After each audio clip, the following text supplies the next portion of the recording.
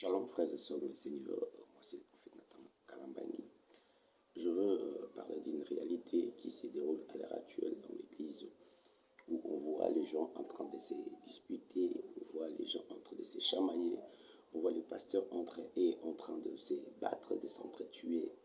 Ce n'est pas une réalité nouvelle, c'est une prophétie qui a été déjà donnée depuis Genèse chapitre 3, verset 15. Là, je parle de la postérité de la femme et la postérité du serpent. Et je parle là de la femme et le serpent. Vous savez, frères et sœurs, en quelque lieu où seraient les enfants de Dieu, serait la postérité de la femme, ne vous étonnez pas qu'il y ait la présence des serpents, de la postérité des serpents. C'est-à-dire les enfants des dieux ou la postérité des serpents, c'est comme le œuf. Et la postérité du serpent, c'est les serpents qui cherchent toujours là où il y a les enfants de Dieu.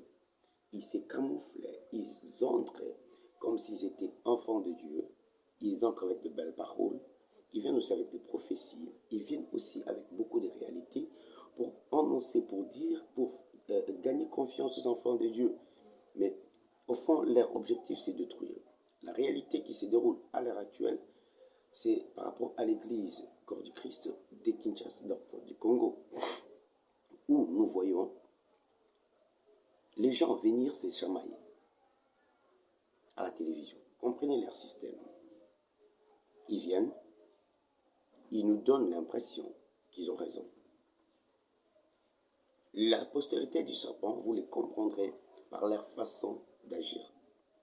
D'ailleurs, à son temps, dans Matthieu chapitre 23, verset 31 jusqu'au verset 33, là où Christ lui-même appelle le pharisien la race de vipères. Pourquoi ils appellent la race des vipères? C'est parce que ils arrivaient eux-mêmes à accepter. Parce que Christ dit au verset 32, il dit, vous-même vous acceptez, vous confessez que vous avez tué les prophètes vous-même. C'est-à-dire, quand ils viennent là où il y a les enfants de Dieu, c'est juste pour donner l'impression qu'ils sont aussi enfants de Dieu. Mais en réalité, ils ne le sont pas. Pour montrer qu'ils sont aussi parmi nous, mais ils ne le sont pas. La première chose, quand ils entrent, ils créent la confusion. Vous voyez dans Genèse, chapitre 3, là nous voyons comment est-ce que la confusion a eu lieu dans le jardin. Quand le serpent est entré, il a cherché à créer un problème entre l'homme et Dieu. Il a cherché à créer d'abord un problème entre la femme et son mari. Il crée le problème entre l'homme et Dieu. C'est-à-dire là où il entre, il crée la confusion. Là où il entre, il cherche à créer des problèmes. C'est-à-dire il profite des circonstances, il profite des occasions. Et dès qu'ils entrent, leurs objectifs, c'est de détruire. L'Église de Dieu, peuple de Dieu, ne sont pas distraits. Il y a au milieu de nous ce qu'on appelle la race de vipères. Il y a au milieu de nous la postérité du serpent. Cette guerre existe bel et bien. Cette guerre a commencé depuis la prophétie de Genèse.